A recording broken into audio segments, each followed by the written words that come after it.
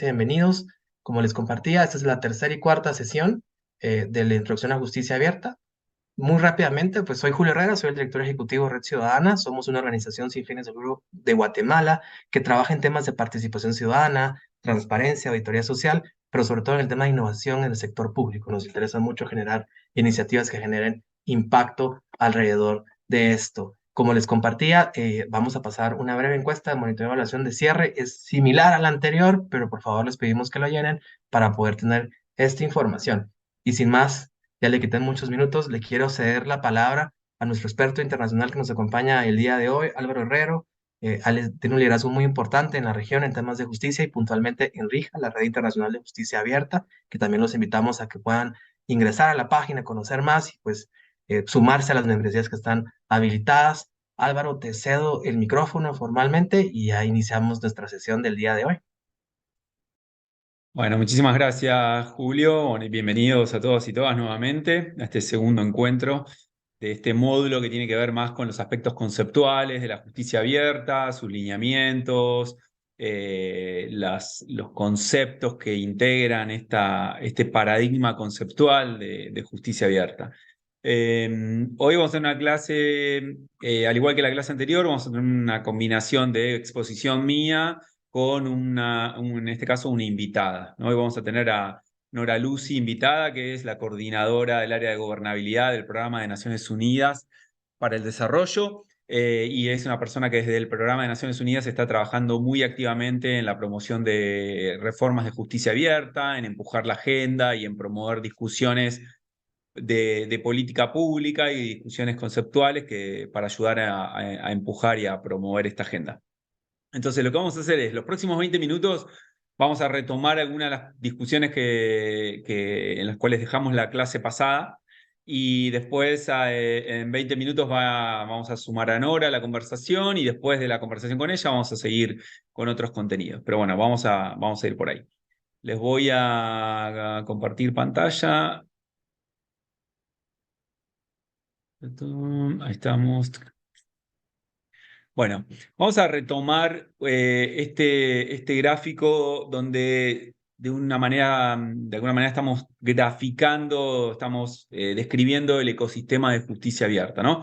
Lo que quiero ahora es hacer doble clic en alguna de estas organizaciones y en el trabajo que se está haciendo desde ellas, porque me parece muy importante poder conectar, ¿no?, toda esta discusión conceptual que tuvimos la clase pasada con espacios de implementación de política pública de justicia abierta, ¿no? Espacios que están promoviendo reformas de participación ciudadana, de transparencia, de rendición de cuentas, espacios que están enmarcando los temas de justicia abierta en los procesos más amplios de reforma judicial que están teniendo que están teniendo lugar en la región, instituciones que a través de sus planes estratégicos y desde sus estrategias conceptuales para los temas de Estado de Derecho han posicionado la justicia abierta como un tema prioritario. Porque me parece que es interesante por el perfil de muchos de los que están participando, muchos de ustedes, los que están participando en la clase, poder ver que hay puntos de encuentro, hay puntos de contacto y hay oportunidades de sinergias, ¿no?, y de alianzas para avanzar rápidamente en la implementación de reformas de justicia abierta. Lo que yo quisiera es que ustedes no se queden con la idea que esta es una discusión conceptual, que es una discusión académica, que es una discusión filosófica. Es en parte un poco de todo lo que les decía, pero por sobre todas las cosas, para nosotros que nos interesan estos temas, es un imperativo. Nosotros tenemos que tratar de bajar estas discusiones a la práctica y hacer de una realidad digamos, del paradigma de justicia abierta, hacer de esto una realidad, hacerlo operativo, digamos, encontrar las formas, las oportunidades, las avenidas, los vericuetos, las rendijas, para empezar a inyectarle justicia abierta a nuestros sistemas de justicia. Entonces, algunos de ustedes, porque estuve mirando los perfiles, y algunos de ustedes los conozco, sé que algunos de ustedes son magistrados, son operadores de los sistemas de justicia, otros de ustedes tienen trayectoria en la sociedad civil, otros de ustedes a lo mejor tienen un perfil más académico. Bueno, todos nosotros, desde nuestros lugares, tenemos una oportunidad, y eso es lo que les quiero transmitir para empezar a impulsar reformas de justicia abierta en nuestros ámbitos de influencia. Entonces, vamos a empezar con algunos lineamientos, algunos de estos espacios y algunas de estas oportunidades. Como le dije, después vamos a hacer un break para recibir a Nora Lucy y luego vamos a seguir con esta conversación. Pero bueno, para aquellos de ustedes que trabajan en el mundo de la administración de los sistemas de justicia, aquellos que son magistrados o magistradas, o que trabajan en una fiscalía o una defensoría, o a lo mejor son personal, digamos, en los distintos ámbitos del Poder Judicial. Bueno, es importante que sepan que la Cumbre Judicial Iberoamericana, que es el espacio más importante en términos institucionales que tienen nuestros poderes judiciales, como les conté la clase pasada, este es el proceso de cumbre, agrupa a todas las cortes supremas de nuestra región, América Latina, Caribe hispanoparlante, y también España, Portugal y Andorra, ¿no? Se reúnen una vez al año y en este espacio tienen distintas comisiones y en estas reuniones empiezan a trabajar en distintos proyectos. Y hay algo que tienen que son los documentos axiológicos, ¿no? Que son documentos donde emiten opiniones y directrices de cómo debe funcionar el Poder Judicial, los poderes judiciales de la región en temas diversos. Bueno, la cumbre judicial desde hace más de, les diría, hace unos 10 años, viene emitiendo lineamientos para promover la transparencia, la ética, la integridad y la participación ciudadana en nuestros sistemas judiciales. De hecho, en estos temas que les cuento, tiene un documento que lo pueden encontrar en el sitio web de la cumbre, donde tiene directrices muy concretas, muy específicas y muy buenas, por sobre todas las cosas, de cómo debe ser el rol del Poder Judicial en promover transparencia, ética, participación ciudadana e integridad. Digamos. Entonces, ¿por qué esto es importante? Porque nosotros estamos todo el tiempo pidiéndole reformas de justicia abierta a los poderes judiciales y muchas veces nos cuesta encontrar el tono, el contenido, la excusa, la oportunidad. Y es importante saber que nuestras Cortes Supremas en la región ya han aprobado lineamientos que no llaman expresamente de justicia abierta, pero tienen todos los componentes básicos del paradigma de justicia abierta, ¿no? A su vez, estos lineamientos creo que son del año 2017, si mal no recuerdo. Fue entre 2015 y 2017, después lo podemos ver bien. Más recientemente, la cumbre empezó a trabajar el tema de justicia abierta y creó un grupo de trabajo. Si ustedes entran a la página web, van a encontrar este grupo de trabajo sobre justicia abierta, van a encontrar la agenda de las reuniones y lo que no vamos a encontrar por ahora es un documento axiológico como el que les contaba de participación, ética, transparencia e integridad. Pero la cumbre ya lo tiene en su agenda. El tema justicia abierta, como ustedes saben, muchas veces implica cambios en el funcionamiento, en la forma de trabajar de los poderes judiciales que claramente representan un cambio cultural importante, ¿no? Esto, cuando hay cambios culturales importantes, siempre hay actores dentro de los sistemas judiciales que apoyan estos procesos y hay otros actores que se resisten a estos procesos, ¿no? Entonces, seguramente en el proceso de cumbre debe estar dándose esta discusión, ¿no? Cómo seguir avanzando con una agenda de justicia abierta que nos permita poner este tema en la agenda de cumbre, que les permita a ellos emitir un documento de cumbre sólido, potente, realista, concreto, para que eso sirva de inspiración y de guía al trabajo de las Cortes Supremas en la región, ¿no? Entonces ahí tenemos algo sumamente valioso. Me parece que es interesante que aquellos de ustedes que trabajan en los poderes judiciales recurran a este documento en el diálogo interno que tienen hacia, digamos, dentro de la institución judicial, ¿no? Para mostrar que ya hay un mandato nada menos que el proceso de cumbre para avanzar con los temas de ética, transparencia, integridad, rendición de cuentas, participación ciudadana. Y si ustedes son sociedad civil, también tiene una herramienta muy importante para hacer advocacy frente a los poderes judiciales, ¿no? Es decir, bueno, uno le puede recordar que los poderes judiciales de la región ya tienen un mandato, ya tienen lineamientos a los cuales apegarse. No tienen que definir qué está bien o qué está mal, porque el proceso de cumbre ya les dijo a los poderes judiciales de la región, ustedes tienen que avanzar en implementar estos lineamientos. Ustedes ya tienen que avanzar en implementar este tipo de reformas hacia dentro de los poderes judiciales para acercarlos a la ciudadanía, para ser más transparentes, para mejorar la percepción ciudadana acerca del funcionamiento de los poderes judiciales de la región, ¿no? Entonces me parece que ahí hay una oportunidad estratégica. El otro organismo que está empezando a trabajar este tema es el Consejo Judicial Centroamericano y del Caribe. El Consejo Judicial también es un órgano referente para todo lo que es, por supuesto, Centroamérica y el Caribe. Está integrado por los poderes judiciales de la región. Participan las máximas autoridades de todos los poderes judiciales de esa región. Entonces, es un ámbito ideal para fomentar la discusión sobre justicia abierta. Acá creo que hay una o dos oportunidades estratégicas que tiene que ver con el recambio de autoridades que se dan en estos procesos. Por ejemplo, el magistrado que es responsable de la Comisión Nacional para el Mejoramiento de la Administración de Justicia de Costa Rica, ¿no? La CONAMAJ, que es el organismo quizá referente en temas de justicia abierta en América Latina y el Caribe, una institución que ha sido pionera en impulsar estas reformas, en debatir estos temas. Bueno, este magistrado ahora ha sido electo en la última reunión de cumbre judicial para integrar una de las comisiones más importantes de la cumbre, ¿no? Entonces, eso nos da una oportunidad para incidir en el proceso de cumbre. Sabemos que tenemos un interlocutor que promueve reformas de justicia abierta, que está convencido de estas reformas, que está familiarizado con los desafíos que esto implica y también con las oportunidades que se dan, ¿no? Entonces, tenemos que pensar como sociedad civil cómo podemos aprovechar el espacio de cumbre y estos cambios que se están dando. También tenemos que pensar, como los que trabajamos en el Poder Judicial, cómo podemos aprovechar esta plataforma, este espacio para articular políticas de justicia abierta y para llevar al proceso de cumbre y al Consejo Judicial esta temática, ¿no? También la República Dominicana ha asumido la presidencia pro tempore del proceso de cumbre y también tiene un proceso, si mal no recuerdo, va a presidir también el Consejo Judicial Centroamericano.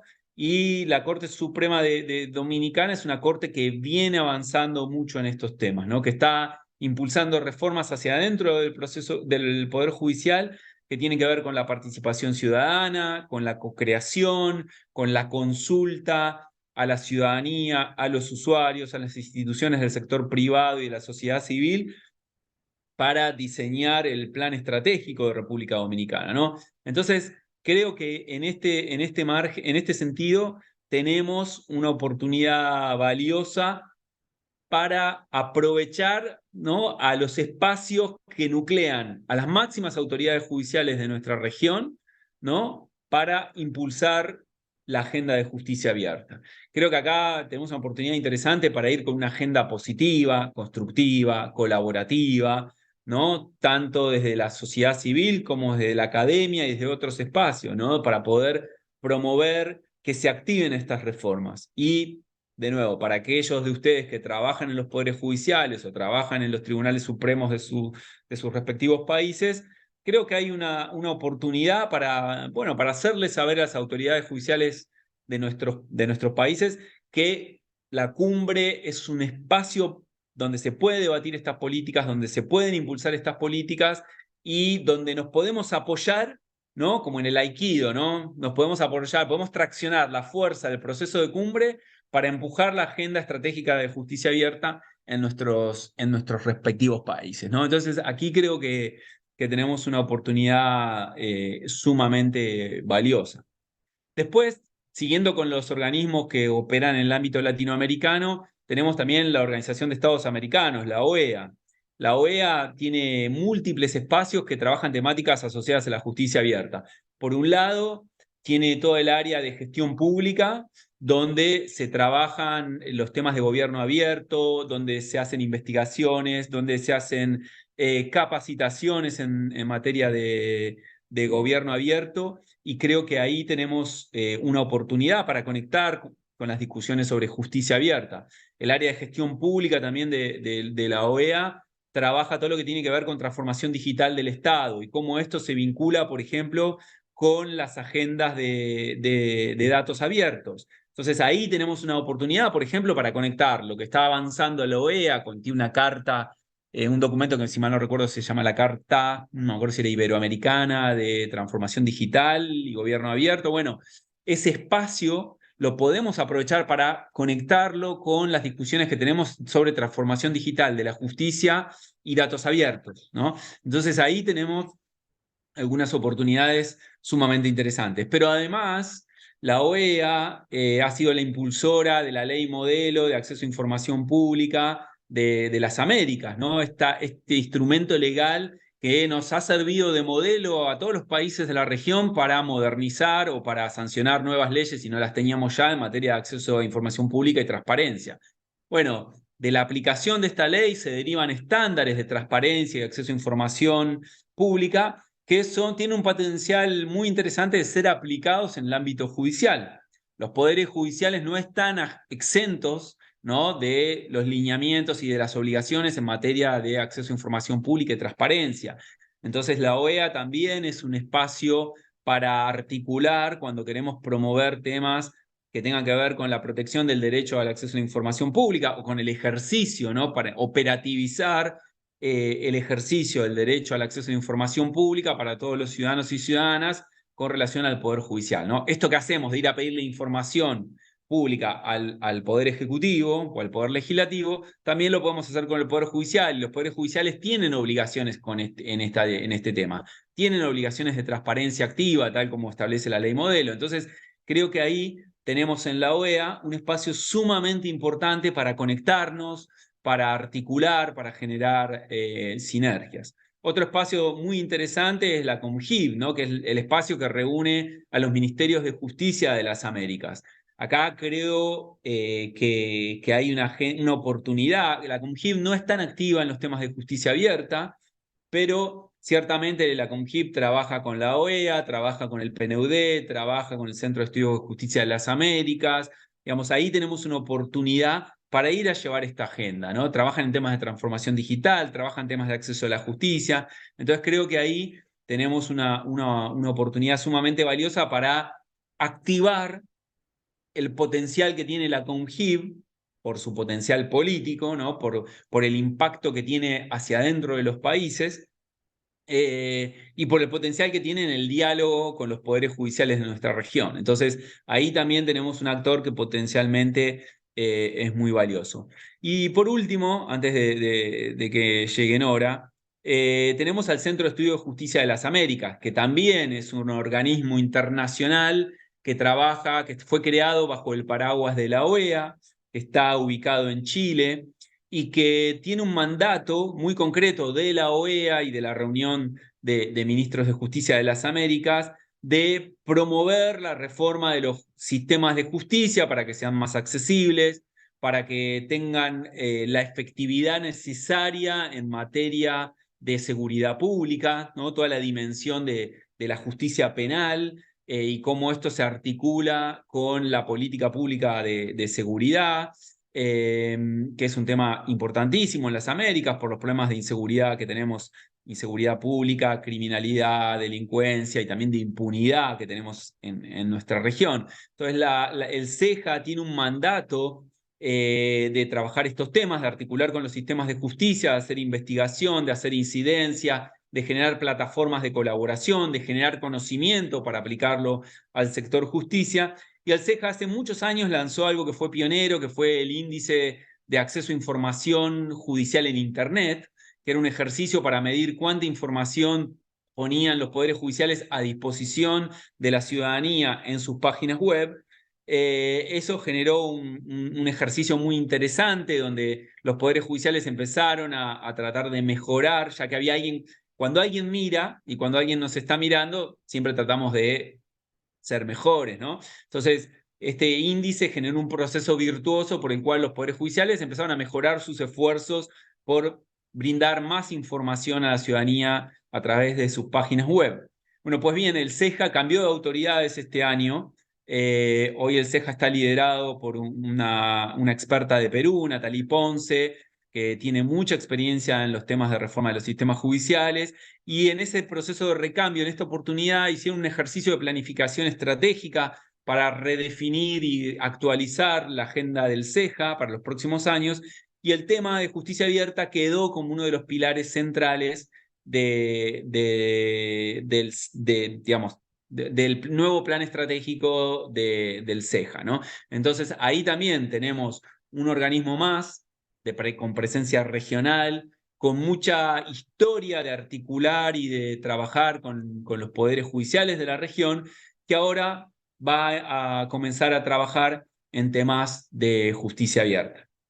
Así que tenemos, después en la última hora de la clase vamos a seguir repasando qué está ocurriendo en la región, pero tenemos en nuestra región ya, como ven, algunos actores muy importantes que ya tienen mucho trabajo en materia de justicia abierta y que tenemos que aprovechar para utilizarlos como aliados estratégicos, como socios en términos de conocimiento técnico, en aliados para la implementación de reformas y para posicionar la agenda de justicia abierta en las agendas de reforma de la justicia en nuestra región.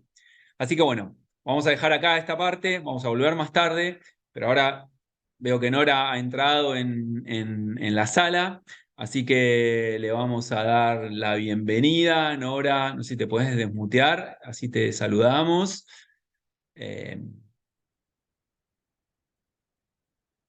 Hola, ¿cómo están? ¿Me escuchan bien?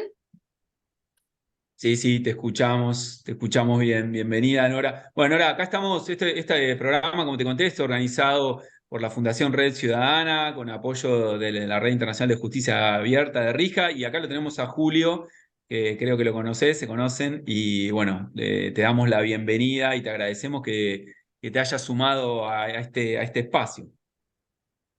No, no, al contrario. Gracias, muchas gracias, doctor Herrero. Encantada de volverte a ver, estimado Julio Herrera. Y bueno, un placer si puedo colaborar en esta clase que seguramente es sumamente interesante. Así que gracias, gracias por la invitación. Bueno, muchas gracias a vos, Nora. La verdad que es un lujo tenerte en esta clase. Esta es la segunda clase que, digamos, el módulo que yo estoy dando es sobre justicia abierta, aspectos conceptuales y prácticos. En la primera clase vimos más un repaso de los pilares conceptuales, en los temas de justicia abierta, participación ciudadana, transparencia, colaboración. Un poco hablamos de la historia de esta agenda y después fuimos repasando los principales temas que hoy se están discutiendo en materia de justicia abierta en la región. Y en la clase del día de hoy lo que queríamos hacer era hacer un repaso un poco de cómo los temas de justicia abierta se conectan con las agendas de instituciones que promueven el desarrollo en la región, con otras agendas que tienen que ver con el desarrollo y que son igualmente importantes con las cuales podemos construir sinergias para promover sistemas de justicia más abiertos, más transparentes y más participativos. Así que la idea de invitarte del día de hoy, y bueno, antes de que vos ingreses, les conté que vos sos la coordinadora del área de gobernabilidad del Programa de Naciones Unidas para el Desarrollo en Argentina, que sos abogada, que tenés un LLM en American University y múltiples estudios de posgrado, pero más importante, sobre todo, además de que sos una aliada para el impulso de esta agenda en la región, que desde el PNUD, desde tu oficina, estás dando pasos sumamente importantes en términos de promover investigación, promover la documentación de experiencias de reformas de justicia abierta, y también estás impulsando unos ejercicios, estudios sumamente importantes en materia de Agenda 2030 y los ODS, ¿no? Y el día de hoy, un poco la idea para empezar la charla con vos era, bueno, si nos podías contar un poco de qué se trata la Agenda 2030 y los ODS y cómo crees que se articula con la idea de la justicia abierta, ¿no? Bueno, muchas gracias. Espero no ser como muy básica, seguramente todos algún conocimiento de la agenda deben de tener. Así que yo fundamentalmente me voy a focalizar en recordar tal vez los aspectos más salientes de la agenda en punto a los temas que los convocan a ustedes, que entiendo que es fundamentalmente la justicia abierta. Bueno, la Agenda 2030 o Agenda Global del Desarrollo es un acuerdo internacional adoptado en la Asamblea de Naciones Unidas. Han adherido todos los países que son miembros, así que imagínense que son cerca de 190 países y estados. que han adoptado la agenda, que se compone de 17 objetivos, 169 metas y un montón de indicadores que de alguna manera se utilizan para medir el seguimiento de las prioridades que cada país eh, tomó de esa agenda. Con una meta de cumplimiento al 2030, por eso se la conoce como Agenda 2030. Es una agenda que es muy ambiciosa en términos de objetivos. Incluye las personas, el cuidado del planeta, la prosperidad, las alianzas, los temas ambientales, obviamente, pues dije el planeta. Y lo más interesante es que en ese sentido es superadora de la Agenda del Milenio, que concluyó se lanzó del 2010 al 2015. La agenda antecesora era una agenda que solo adoptaron los países en vías de desarrollo. Esta es una agenda que adoptan los países desarrollados también en un reconocimiento, yo diría, explícito a las necesidades de mejorar situaciones básicamente de inequidad o de desigualdad, si ustedes quieren, porque todos los países, independientemente de su nivel de desarrollo relativo, tienen a su interior situaciones de desigualdad o grupos desventajados, si ustedes quieren, sobre los cuales usualmente las políticas públicas no alcanzan a incluirlos. Entonces, el objetivo es siempre ir una milla más, es tratar de efectivamente incluir a todas las personas. Entonces, en ese sentido, yo diría que es más ambiciosa en términos de contenidos y también ha sido adoptada por todos los países del planeta. Algo que hay que tener en cuenta es que si bien se adoptó en la agenda en el marco de Naciones Unidas, los países también decidieron ir reportando los avances una vez, al menos una vez durante la vida de la agenda, ¿no? 2015-2030. La mayoría de los países hacen reportes de avance cada 2, 3 años. Eso se hace en el foro político de alto nivel. Y esta es una agenda que tiene que entenderse de manera integrada con los compromisos internacionales que asume cada país. Voy a poner un ejemplo. Las convenciones, tanto de Naciones Unidas como las convenciones regionales, como puede ser de la OEA contra la corrupción, son convenciones que para algunos países tienen un mayor nivel de exigencia en el sentido de que los países se han comprometido a implementar estándares que son obligatorias en este tema y que si uno los compara a veces con los objetivos puntualmente vinculados con temas de corrupción, uno puede ver que esta agenda tal vez es un mínimo, ¿no? Es un mínimo común denominador si ustedes quieren. Digo esto a los fines de no sé cuántos abogados hay, pero a los fines de comprender un poco la naturaleza de este convenio, de este acuerdo. Pero como siempre digo, es voluntaria, pero es una agenda que ha traccionado mucho la asignación de fondos, de donaciones, y que también ha, ha permitido introducir una dimensión muy importante para los que hacemos hace muchos años reformas institucionales o reformas del sector público, como es la dimensión institucional. El objetivo de desarrollo 16 es un objetivo que si ustedes intentan ver algo parecido en la Agenda del Milenio no lo van a encontrar. La Agenda del Milenio se concentró fundamentalmente en los objetivos más sociales, de eliminación de la pobreza, de promoción de la salud, del trabajo decente, que lo propuso en su momento Argentina, pero no tenía ningún objetivo en términos de trabajo, digamos, si ustedes quieren más de análisis institucional.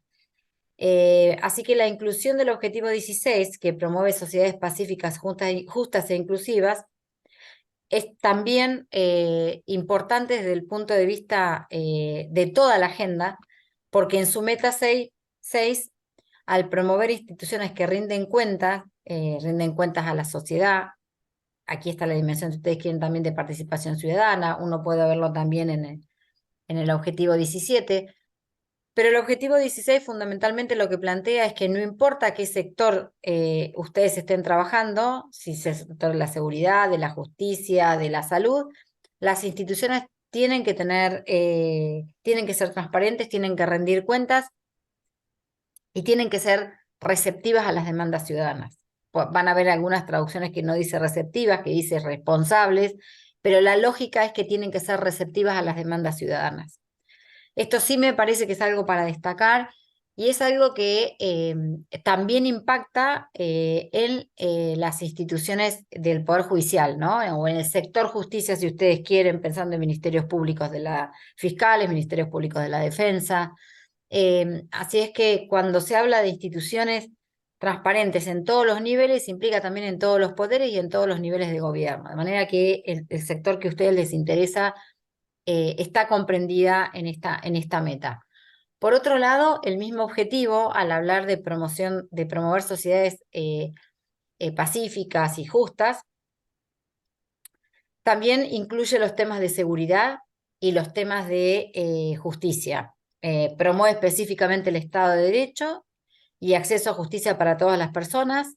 Ese también es otro logro enorme, porque bueno, uno puede mirar esta agenda, si ustedes quieren, como una agenda de derechos, pero como ustedes saben, si realmente no tenemos un poder que haga valer esos derechos, todo termina siendo aspiracional. Entonces, eh, a algunos nos gusta ver que la dimensión, que el objetivo 16 de acceso a justicia enhebra todo el resto de los objetivos, ¿no? O impacta en todo el resto de los objetivos, ¿no? Si ustedes están, no sé, en una situación de contexto complicado en temas de salud y se necesita realmente una respuesta rápida del Ejecutivo, seguramente van a necesitar una herramienta ante el Poder Judicial, un amparo que permita rápidamente obligar al Ejecutivo a cumplir con sus obligaciones en el marco seguramente de otros objetivos como puede ser el objetivo de salud, ¿no? Salud y bienestar Perdón, como dice la agenda. ¿Perdón? te interrumpo, o sea, te interrumpo para poner en contexto. Vos lo que estás diciendo es, esta agenda tiene de novedoso que además de tener objetivos específicos a los temas clásicos de desarrollo, fin de la pobreza, hambre cero, salud y bienestar, igualdad de género, educación de calidad, medio ambiente, ciudades, etcétera, trae además un objetivo, que este 16, que pone el foco en las instituciones que nos pueden ayudar, o sea, pone foco en las instituciones y en asegurar la calidad de esas instituciones, porque son esas instituciones las que después nos facilitan para implementar las políticas que garantizan los otros objetivos, ¿no? ¿Sería así? Es exactamente así. Esta agenda, además, como les dije, posee un montón de indicadores que son propuestos por nuestra organización, pero que cada país, al momento de priorizar los objetivos, como ustedes saben, son muchos, son 17. En muchos casos se toman esos indicadores, esto permite la comparabilidad, y en otros casos los estados suman algunos otros indicadores que permiten capturar mejor los aportes que hace el país a esa agenda. Bien. Algo que me parece interesante, ¿por qué digo esto? Digo esto porque cuando ustedes miren algunos indicadores que en términos de acceso o en términos de transparencia, van a ver que son indicadores, los indicadores internacionales o globales, que son los que se proponen, son indicadores relativamente simples, que fueron votados por todos y que en definitiva permite la comparabilidad y sobre todo porque son indicadores cuya implementación es relativamente simple. Voy a poner un ejemplo. La dimensión de instituciones transparentes, receptivas y que rinden cuentas, si ustedes se fijan, tienen dos indicadores globales. Uno tiene que ver con la asignación de presupuesto y el gasto, o sea, comparar, vamos a poner en el caso de justicia, bueno, miremos los presupuestos del Poder Judicial. Dentro de ese presupuesto veamos cuál fue la asignación para el gasto y cuánto efectivamente se gastó. Cuánto, si ustedes quieren, en la dimensión de, por decir algo, de introducción de tecnologías para la provisión de bienes y servicios públicos en lugares remotos versus presupuesto versus ejecución de gasto, ¿no? El otro indicador es un indicador más clásico, si ustedes quieren, que apunta a encuestas que se tienen que hacer con cierta regularidad respecto de la satisfacción de los usuarios respecto de los servicios públicos, ¿no? Esto en el ámbito del Poder Judicial, todos conocemos tradicionalmente las encuestas de satisfacción de los usuarios de jurisdicciones determinadas, como para tener una idea respecto de las ventajas de la implementación de algunas reformas. Entonces, efectivamente, esta es una agenda que impacta en el sector justicia, pero que además tiene todos los, digamos, entiendo todos los condimentos, que a veces hay que buscarlos en algunas metas que están a lo largo del 16, y que hacen a la transparencia, que hacen a la participación ciudadana. Entonces ustedes no van a ver la palabra Estado abierto o justicia abierta, pero cuando ustedes analizan las dimensiones de justicia abierta, acá tienen un experto, no se los voy a decir yo, pero claramente esas dimensiones de transparencia activa, de generación de datos, de puesta a disposición de datos abiertos, de co-creación entre las organizaciones de la sociedad civil y las instituciones públicas para implementar los planes de justicia abierta o de Estado abierto, están contenidas. Entonces, en ese sentido, creo que es una agenda ambiciosa, actual. Nosotros hemos tenido digamos, algunas colaboraciones en distintas jurisdicciones, donde justamente nuestro interés mayor es que se pueda llegar a una situación de justicia abierta, pero sabemos que al menos en el caso de Argentina, que es donde yo vengo trabajando los últimos años estos temas, cuesta mucho. Todavía yo les diría a ustedes la etapa, digamos, el basamento que implica una transparencia activa. En ese sentido, creo que los ejecutivos han tomado la delantera. Es cierto que han habido legislaciones que han de alguna forma eh, ordenado al Ejecutivo a abrir sus datos, como las leyes de acceso a la información pública. En algunos casos los países son unitarios y con una ley nacional ya está. En el caso de los países federales como Argentina, ustedes ven que hay, además de la ley nacional, tiene que haber ley provincial que obligue también a las instituciones públicas provinciales, pero de alguna manera los ejecutivos han ido avanzando. Los poderes judiciales todavía uno advierte que, bueno, muchas veces hay mucho interés para implementar estas iniciativas, pero los tiempos a veces son como un poco más lentos, ¿verdad? O sea, desde la introducción de tecnologías que a ustedes les permitan brindar servicios online en línea, hasta, por supuesto, poner a disposición de la ciudadanía los datos esenciales de la prestación del servicio en formato abierto que permite el cruce de información, ¿no? Así que bueno, hemos hecho algunas cositas. No sé, Álvaro, qué tiempo tenemos, qué tema querés que les cuente, pero... Antes te quiero hacer una pregunta barra comentario, ¿no? Que es el siguiente. La Agenda 2030, hasta donde yo entiendo y conozco, fue firmada por los países, ¿no?, que adhirieron a este tratado internacional.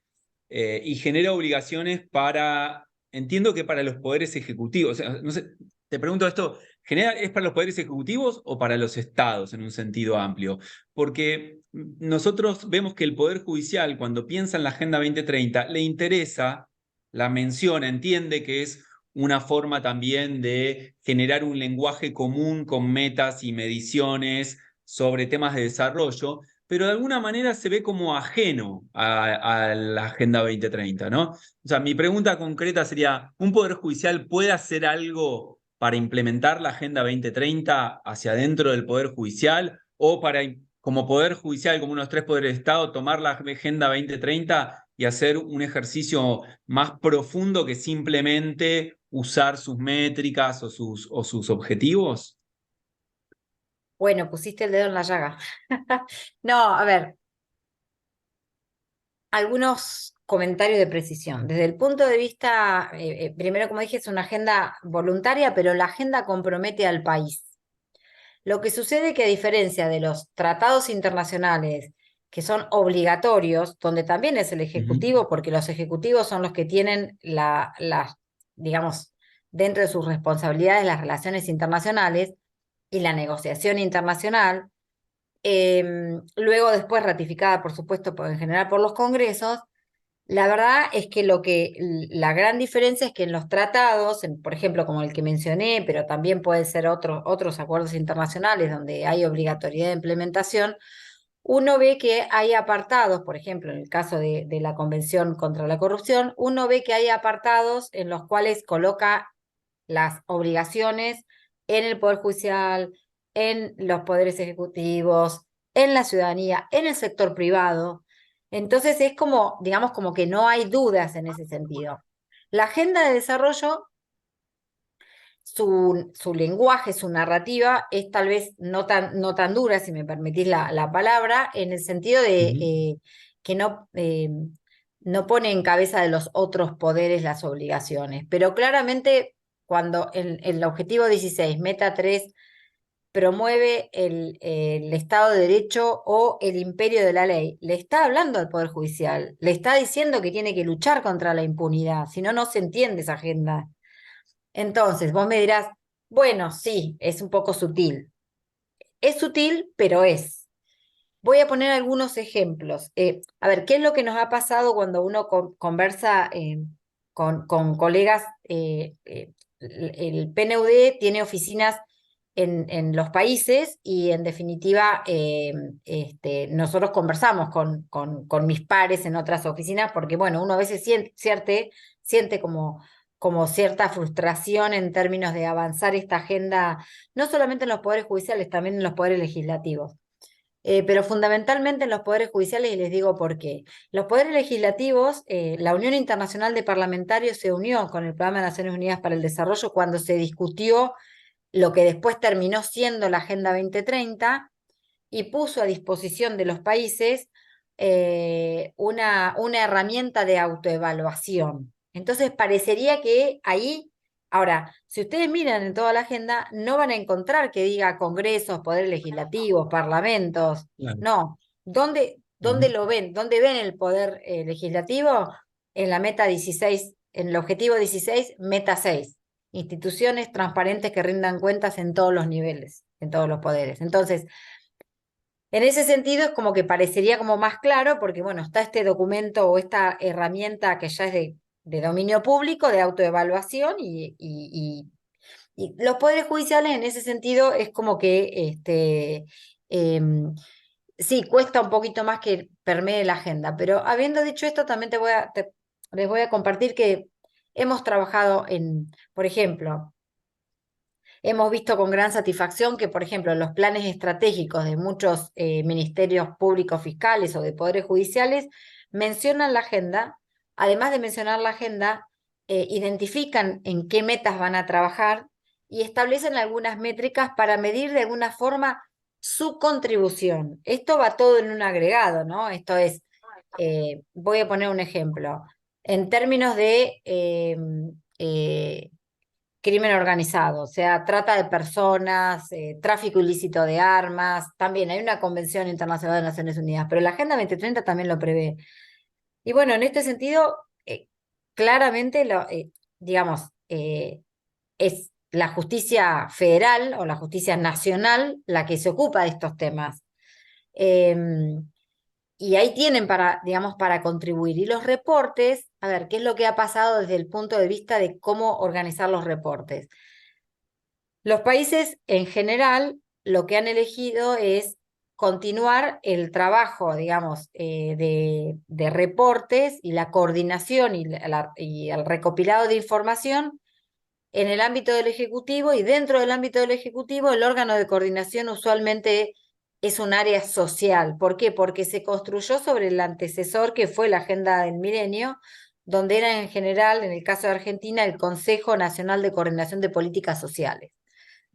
Eh, Cuando viene la Agenda 2030, el mayor esfuerzo es traer a la mesa a instituciones que tradicionalmente no reportaban en la Agenda del Milenio, como son los poderes judiciales, los ministerios públicos fiscales, los ministerios de la defensa. Eh, pero bueno, yo creo que desde que la agenda esta cobró vida, digamos, desde que los países la adoptaron también a nivel interno, porque a nivel interno los países dijeron, bueno, la adoptamos en el Foro de Naciones Unidas, en el caso de, por ejemplo, Argentina, bueno, vamos a priorizar tal y tal y tal y tal y tal en un periodo de 15 años, ¿no? Entonces, ahí yo lo que les diría es, lo que uno ve es que de a poco los organismos que tienen que hacer el reporte han adquirido esa flexibilidad y esa gimnasia tal vez para poder recolectar información. Sí creo que si vos me preguntás que cada vez más hay más interés, pero que todavía cuesta el diálogo interpoderes a los fines de que el Poder Judicial pueda mostrar los aportes que ellos hacen a estos objetivos. Y ahí yo diría básicamente que eh, uno ve distintos niveles tal vez de acercamiento de información dependiendo del país de que se toque. De todas maneras, también quiero decir que en primer lugar la pandemia implicó en muchos casos un retroceso del avance que se venía viendo y uno de los objetivos con más dificultades de reporte, y esto no importa si es el Poder Judicial o en general del reporte, es el ODS 16. En términos globales yo les diría que solo un 25% de las metas que están previstas vienen yo les diría, con el cronograma más o menos ajustado en términos de lo que se esperaba reportar. Luego tenés un tercio que sabemos que realmente está avanzando, pero no al ritmo que se necesitaría. Y el resto, que es mucho, realmente está rezagado. ¿Y por En qué crees algunos que es casos, eso? ¿Por debilidades institucionales? O sea, ¿tiene algo que ver los poderes judiciales? ¿Tiene que ver la temática que mide lo de S16? voy a contestar como abogada. Depende. Mm. Pero digo, depende de qué meta vos quieras mirar, ¿no? Porque, por ejemplo, en el tema de disminución de todas las formas de violencia, el indicador que se tiene es cantidad de homicidios cada 100.000 habitantes, pero en otros aspectos, y ese es, a ver, y esa si vos querés es un indicador histórico, tradicional, que los países usualmente reportan y que eh, no tenés mayores problemas. Ahora, en otras metas, como por ejemplo disminuir el flujo de fondos ilícitos, donde tenés problema de subreporte, eh, yo te diría que tiene que ver con dos aspectos. Uno, efectivamente, con la falta en algunos casos de estandarización internacional para reportar en este objetivo y puntualmente en estas metas. Ujú. Y en otros casos, sí, porque la información a veces no es comparable, entonces hay todavía todo un trabajo de acuerdo y de desarrollo internacional. Acá estoy viendo, acaba de salir un reporte para los que les interesa, que es justamente un reporte de PNUD, de la Agencia contra el Crimen y el Delito y de el Alto Comisionado de Derechos Humanos, donde justamente lo que están planteando, y para no equivocarme, sí, quería saber si me acordaba del porcentaje. Más del 40% de las metas no se van a poder reportar, sobre todo por la insuficiencia de datos para poder hacer el seguimiento a nivel global. Habiendo dicho esto, yo creo que desde el punto de vista, si la unidad de análisis es el país, sí creo que hay variaciones, ¿no? En términos de cómo reportar. Y respecto de los poderes judiciales, lo que nosotros sí estamos viendo es que tenemos, muchas veces encontramos jueces con un liderazgo muy, muy interesante en términos de cómo prestar servicios de manera abierta, de cómo informar, de utilizar las redes sociales, de poner la información en un formato de la información del juzgado, por ejemplo, en formato de datos abiertos para que las organizaciones de la sociedad civil puedan cruzar datos y hacer análisis. pero todavía entiendo que falta tal vez ese liderazgo de las más altas autoridades como para que efectivamente todos los aportes que hacen los poderes judiciales o la defensa pública o las fiscalías o las procuraciones penitenciarias en términos de derechos de personas privadas de libertad puedan efectivamente, si ustedes quieren, si me permiten, sumarse al reporte que presentan los poderes ejecutivos como responsables de las relaciones internacionales ante el foro político de alto nivel. Sumamente interesante. Es una cosa que, al menos desde mi lugar, percibo cuando trabajamos con los países, desde Rija, es como que hay mucho interés en la Agenda 2030, hay mucha conciencia respecto al ODS 16, como el ODS que de alguna forma, entre comillas, le toca a la justicia o, digamos, genera oportunidades para la justicia y también, digamos, ciertos oportunidades para medir, para aportar a este ejercicio global de promoción de metas de desarrollo, ¿no?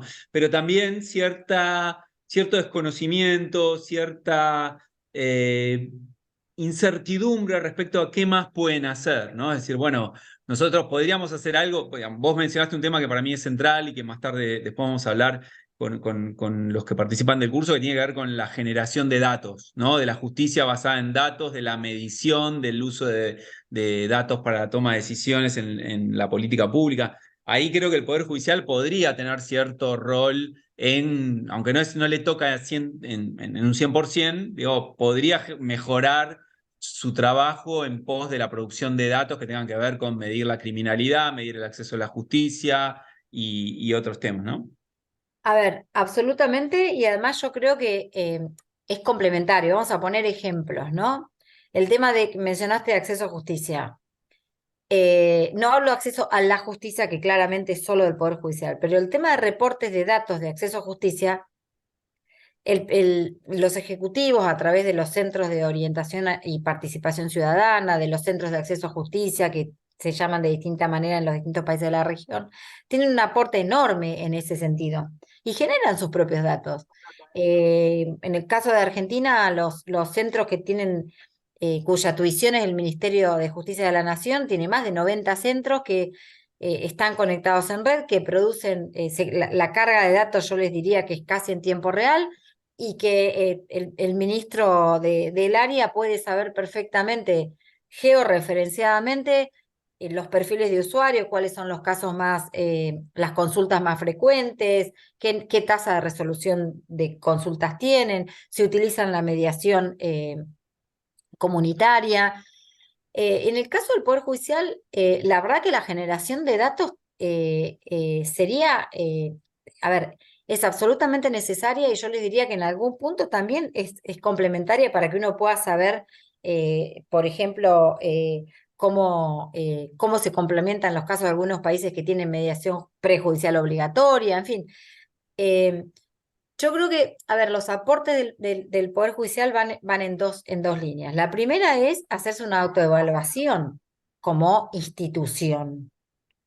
Por ejemplo, eh, qué tan abiertos estamos a la ciudadanía, qué tanta información no solamente generamos y producimos, que sabemos que eso pasa, pero ponemos a disposición de la sociedad civil para que conozca no solamente la cantidad de casos, tasas de resolución, sino también qué hacen los fueros, cómo trabaja la justicia, cómo trabajan los fueros. El tema de justicia abierta tiene una dimensión de educación importante, una dimensión de educación al ciudadano, porque no es lo mismo que las audiencias estén abiertas a aquella persona que no es parte, un ciudadano común que le interesa ver cómo es una audiencia y cumple un rol de educación cívica que no necesariamente está en el marco de la escuela secundaria, por decirlo de alguna manera. Entonces, hay un rol de educación en que la justicia sea abierta, que se comprenda cuáles son los roles y cuáles son también las limitaciones del Poder Judicial en su función jurisdiccional, que me parece que, digamos, digamos, esa dimensión debiera ser apropiada totalmente por el Poder Judicial, también hacia el interior, por ejemplo, las dimensiones más de transparencia y también de prevención de la corrupción. Esto es, cuáles son las dimensiones de integridad que le competen, por ejemplo, a los jueces, cuáles son sus, digamos, tienen códigos de éticas que son aceptados internacionalmente, los códigos de ética tienen algún rol, se cumplen. Cuáles son las limitaciones hacia eso, ¿no? Hacia el ejercicio. El tema de conflicto de interés, que yo creo que muchas veces la dimensión de conflicto de interés en los poderes judiciales, lo que uno advierte es que tal vez no es una dimensión que se discute mucho, se ve mucho, o a veces está como letra muerta, pero que es algo de todos los días. Todavía hoy seguimos viendo situaciones en las cuales em, eh, parecería que hay zonas grises, ¿no? Entonces, creo que al interior de la institución todavía hay mucho para hacerse. Yo, digamos, desconozco en la región qué tanto se está avanzando en tal vez hacer una evaluación de riesgos en ese sentido, eh, porque el Poder Judicial tampoco está exento, digamos, somos todas personas que estamos en distintos organismos y tampoco está exento de situaciones de captura en casos, por ejemplo, de crimen organizado, que uno o de corrupción que uno ve generalmente en los ejecutivos, ¿no? En una literatura tal vez vieja ya de los 70, pero que lamentablemente todavía sigue siendo actual. Y en ese sentido me parece que los poderes judiciales eh, podrían tener, si vos querés, si me permitís, Álvaro, una posición como un poco más proactiva. Y la otra dimensión es la dimensión de la contribución de la agenda, que es a través de su función, si vos querés, jurisdiccional, ¿no? Y en este sentido, creo que pueden hacerse algunas iniciativas que creo que agregarían valor y fundamentalmente los ayudarían a los poderes judiciales a ver su contribución concreta. Por ejemplo, en definir criterios objetivos que permitan luego vincular las sentencias del fuero que sea a los objetivos de toda la agenda, no del 16 solamente, los objetivos de toda la agenda, o sea, y con qué alcance, ¿no? O cuáles son las limitaciones, porque también sabemos, digamos, que la función jurisdiccional incluye a las partes, no se expande, pero tal vez si uno logra a escala de mirar, no sé, 3.000 sentencias de un determinado fuero, uno pueda hacer un ejercicio y tal vez poder colegir algún tipo de contribución específica de algún fuero hacia los objetivos de la agenda, que no van a ser hacia todos, pero bueno, si uno establece cuáles serían los criterios, uno podría, que es metodológicamente desafiante, pero que creo que podría ser una forma de visibilizar los aportes del Poder Judicial a esta agenda que efectivamente los ejecutivos claramente visibilizan sus contribuciones de una manera tal vez en desmedro, si vos querés, de los otros poderes. Sí, yo en esta discusión soy de los que piensan, quizá en minoría, que el Poder Judicial debería hacer un esfuerzo por medir sus aportes a toda la agenda, ¿no? Vamos, a través de, por ejemplo, a través de su actividad jurisdiccional, cuando atiende casos que tienen que ver con violencia contra las mujeres, está contribuyendo a alguna de las metas que prevé el ODS 5, que habla de igualdad de género, y si mal no recuerdo, en el 5.3 habla de reducir todas las formas de violencia contra las mujeres, ¿no? Más allá de los fenómenos más graves de trata de personas, etcétera. Pero bueno, digamos, el Poder Judicial tiene este tipo de contribuciones. Cuando tiene sentencias que tienen que ver con el medio ambiente, está aportando alguna de las metas del ODS vinculado con el cuidado del medio ambiente, ¿no? Entonces me parece que el Poder Judicial debería hacer un esfuerzo por medir de manera más integral cuál es su aporte a la agenda, porque esto me parece que más allá del aporte que pueda hacer a la agenda de desarrollo, también tiene una implicancia muy grande en visibilizar el aporte que hace el Poder Judicial a la vida, ¿no? de una sociedad. Y los poderes judiciales de América Latina tienen índices de opinión pública extremadamente bajos, y creo que mostrar, visualizar, digamos, los distintos aportes que hace, que a veces como son a puertas cerradas o porque no se conocen las sentencias, impiden que la ciudadanía vea el aporte del Poder Judicial a la sociedad en toda su dimensión. Así que creo que ahí hay una oportunidad muy interesante, más allá de los temas de justicia abierta, más allá de los aportes del ODS 16 en particular. Así que, pero bueno, eso me parece interesante plantearlo como discusión. Quiero decirte algo que yo soy parte de esa minoría y además quiero decirles que no entiendo por qué aparece ese perro. Yo no soy muy digital. No entiendo cómo quedó ese perro que no me daba cuenta que era un perro, quería saber qué era y vi que alguien puso en el chat. Les quiero decir que no tengo idea cómo apareció, porque este es un fondo de pantalla institucional.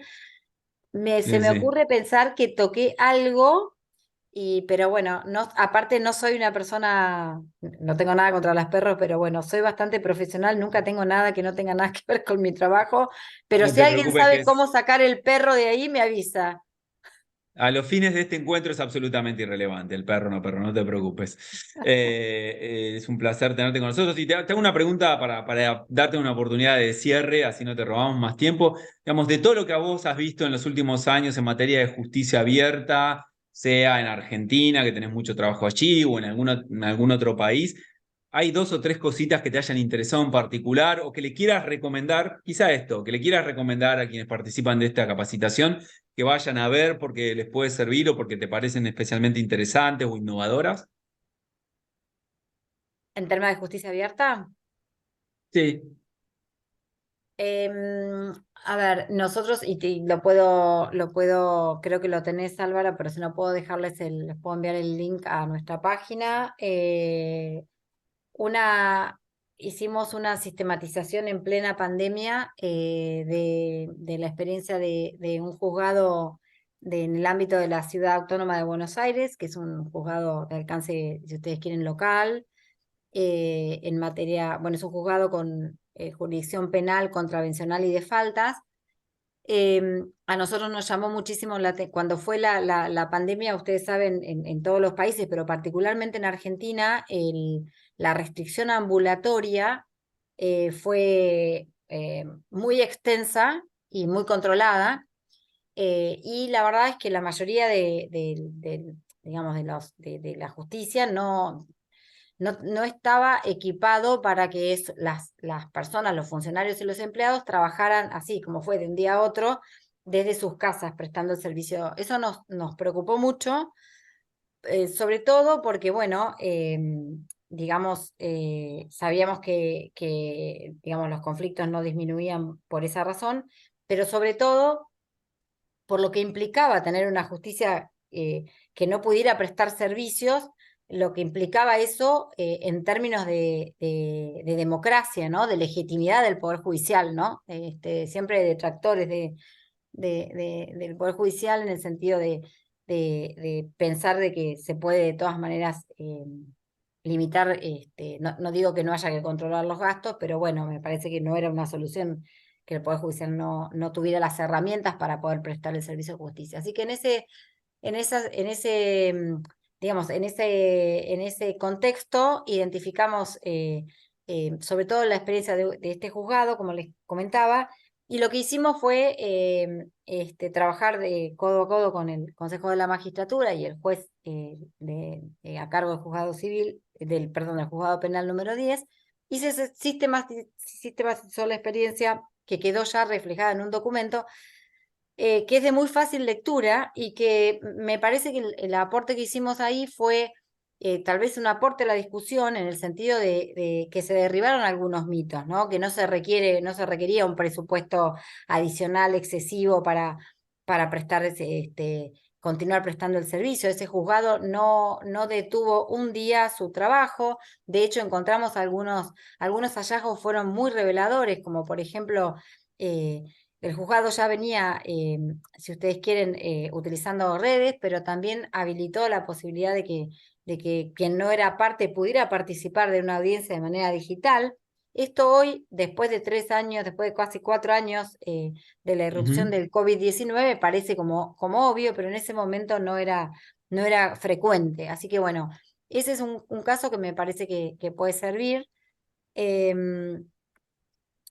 Luego estamos, hemos visto con mucho interés el trabajo que ha hecho el director Julio Herrera en términos de la promoción de este índice de justicia abierta en Guatemala, que nos parece sumamente importante porque es una herramienta también de análisis, ¿no? Es una herramienta que permite el análisis de la institución con la que se quiera trabajar y luego, por supuesto, avanzar en la implementación de este índice.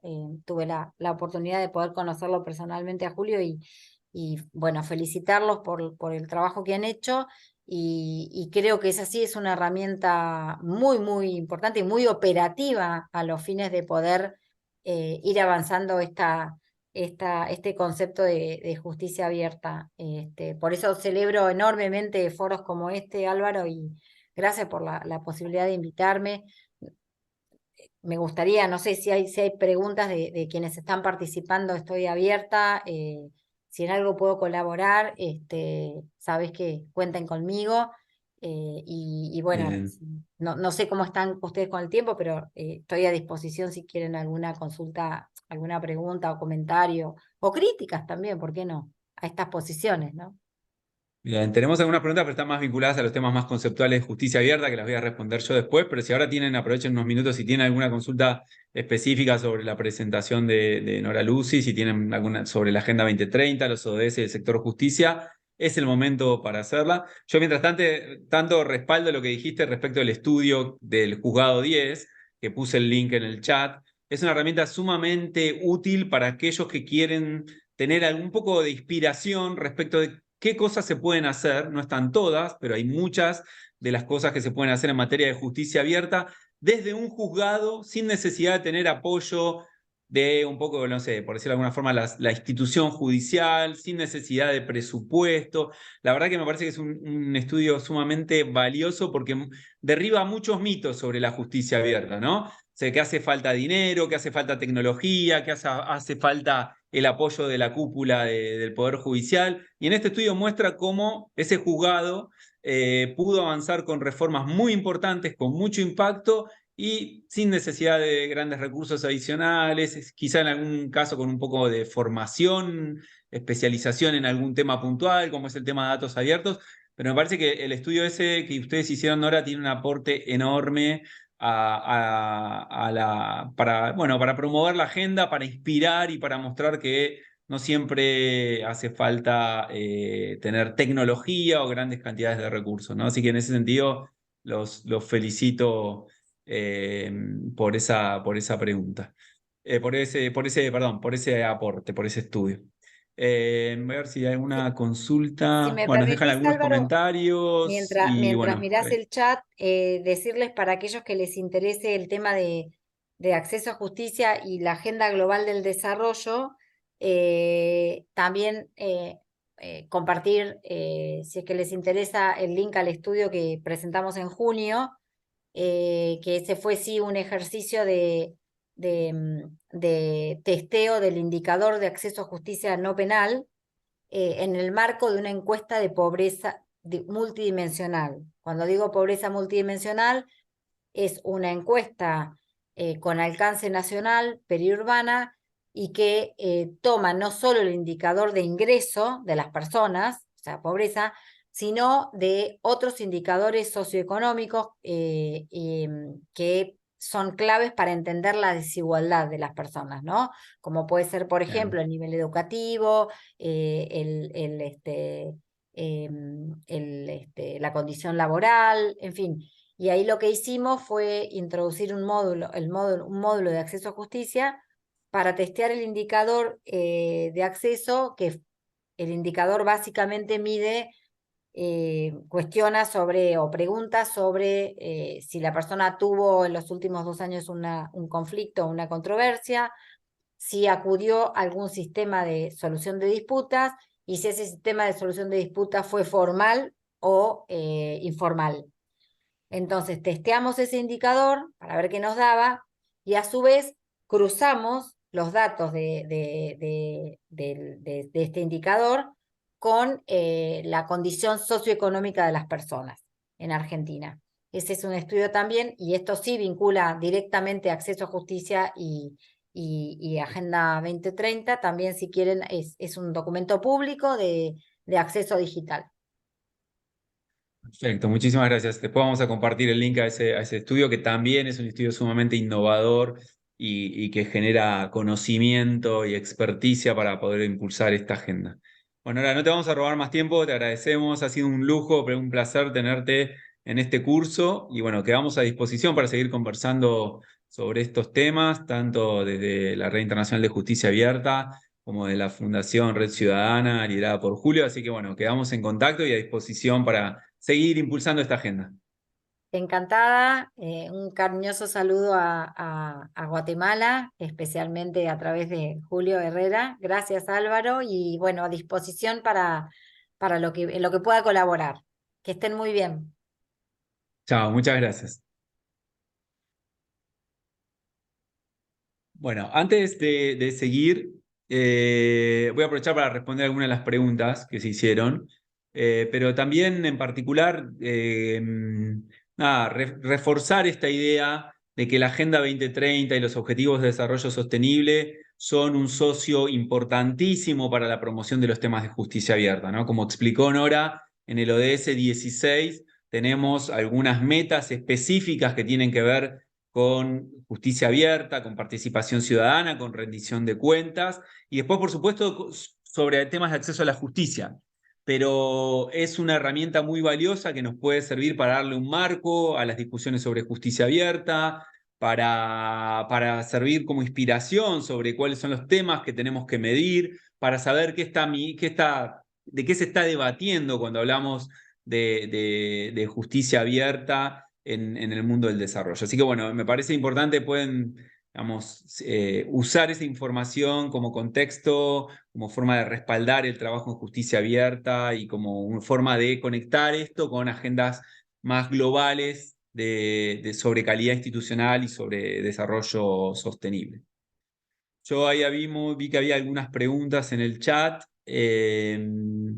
Una que hace Sara Liz tenía que ver con la divulgación de sentencias en Internet y si eso no era un tema que atenta contra la privacidad, porque las sentencias deberían estar anonimizadas, ¿no? Pone el caso de México y de Panamá. En realidad, las sentencias no tienen que estar anonimizadas necesariamente. La anonimización se aplica o se exige solamente cuando las sentencias tienen datos personales sensibles. La mera mención del nombre y el apellido de una persona no hay un problema de privacidad. De hecho, cuando nosotros recurrimos al sistema judicial para resolver nuestros conflictos, sea por ejemplo en materia civil, porque tenemos un conflicto vinculado, no sé, al alquiler de una vivienda, o cuando tenemos un conflicto de tipo comercial, cuando hay una disputa, una controversia en el marco de una sociedad anónima. Bueno, nosotros tenemos otras opciones antes que ir al sistema de justicia. El sistema de justicia es un poder del Estado, el Poder Judicial es un poder del Estado, y todo lo que transcurre en el Poder Judicial es público. La única restricción que hay en términos de privacidad es cuando hay datos personales sensibles. Por ejemplo, puede ser cuando hay menores de edad involucrados en una causa, en un expediente judicial, o cuando hay delitos que tienen que ver, delitos penales contra, no sé, que afectan a la intimidad de las personas, como puede ser un caso de violencia sexual. En esos casos sí se tiene que anonimizar las sentencias, pero el resto de los casos en realidad no hay una vulneración a la privacidad. De hecho, como les decía, cuando tenemos un conflicto de alquiler podríamos ir a una mediación privada, o cuando tenemos un conflicto en una empresa podríamos ir a un arbitraje, ¿no? Hay otras opciones antes que recurrir al sistema de justicia. El sistema de justicia tiene algunas limitantes para nosotros, que es que no todo es privado lo que transcurre allí, y está muy bien que así sea, ¿no? La anonimización solamente se exige cuando hay una cuestión legal de importancia que así lo amerite, ¿no? Entonces la anonimización no tiene que ser nunca un obstáculo para publicar sentencias. En realidad la gran mayoría de las sentencias son publicables sin anonimización, no hay que usar esa carta para evitar publicar, y cuando sí se aplica esa restricción, digamos, cuando hay un tema de privacidad, podemos, digamos, contar con herramientas que nos facilitan la anonimización automática. Hoy en día hay herramientas de inteligencia artificial y aprendizaje de máquina que facilitan enormemente la anonimización de sentencias, así que digamos, tenemos ya recursos tecnológicos para lograr eso. Y también, bueno, ahí está la posibilidad de anonimizarlas de manera manual, que es más tedioso, más complicado y insume más recursos. Veo una mano levantada ahí, pero voy a aprovechar a responder otra pregunta de Gustavo, que decía: uno de los principios de justicia abierta es la participación social, la justicia tiene otra mentalidad, ¿cómo hacer en la justicia? ¿Hay ejemplos? Sí, hay muchos ejemplos. Hablamos más de esto en la clase anterior, pero no pudimos hacer digamos, no podemos meternos tan profundamente en el tema. Hay experiencias de participación social, participación ciudadana en muchos poderes judiciales de la región. Les recomiendo, para no ahondar mucho, el Poder Judicial de Costa Rica tiene políticas muy interesantes de participación ciudadana. Miren la página de la CONAMAJ, la Comisión Nacional para el Mejoramiento de la Administración de Justicia. Ahí van a encontrar muchos ejemplos sumamente interesantes. Y sí, la participación ciudadana en el Poder Judicial implica un cambio cultural, ¿no? Es un cambio de mentalidad, son los cambios más difíciles, llevan mucho tiempo, hay que tener una estrategia para revertir esa mentalidad, esa cultura judicial que no tiene tan en miras la ciudadanía, que no se siente cómoda en el diálogo con el ciudadano, pero bueno, hay que trabajarlo. Hay poderes judiciales como el de Dominicana que están incluyendo participación ciudadana en su planificación estratégica. Ahí hay algo sumamente interesante para mirar. Y hay varios poderes judiciales que están usando la participación ciudadana en el diseño de planes estratégicos, en el diseño de planes para solucionar aspectos puntuales del funcionamiento de los sistemas de justicia. Así que hay algo sumamente interesante para pensar ahí. Veo una mano levantada, Julio. ¿Querés que tomemos la pregunta esa ahora? ¿Querés que la hagan Sí, por el chat? ¿Qué te parece? sí, le damos la palabra a Víctor Manuel. Víctor Manuel, te puedes... Sí, sí, bueno, buenas noches. Puntos rápidos sobre lo que están hablando en este momento. Precisamente el hecho de la publicación de las sentencias judiciales nos permite a nosotros el tema de la jurisprudencia y de los antecedentes y precedentes que nos ayudan a mejorar el sistema de justicia constantemente, que probablemente en un determinado momento exista una tendencia que se puede romper más adelante. Sin embargo, en El Salvador nosotros tenemos un sitio web donde nosotros podemos consultar todas aquellas sentencias de las cámaras, de las salas, e incluso podemos consultar doctrina que nos permite a nosotros enriquecer continuamente eso. Y lo único que se hace es lo que Álvaro decía, se omite únicamente el tema de los nombres de las personas y documentos de identidad. Recordemos un elemento más que se ha estado hablando en las sesiones pasadas, que una de las limitantes al tema de la publicidad de las resoluciones es que los procesos, cuando están precisamente en el proceso, no pueden ser divulgados porque están pendientes de una resolución judicial. En ese momento yo sí considero de que no es posible el consultar porque está pendiente de una resolución judicial, pero una vez estándolo, nos crea a nosotros el tema de los precedentes que más adelante pues nos pueden ayudar. En El Salvador también la ley regula de qué forma se pueden extender certificaciones en asuntos judiciales. Únicamente esa es mi participación para abonar un poco a este tema que me parece muy interesante. Saludos.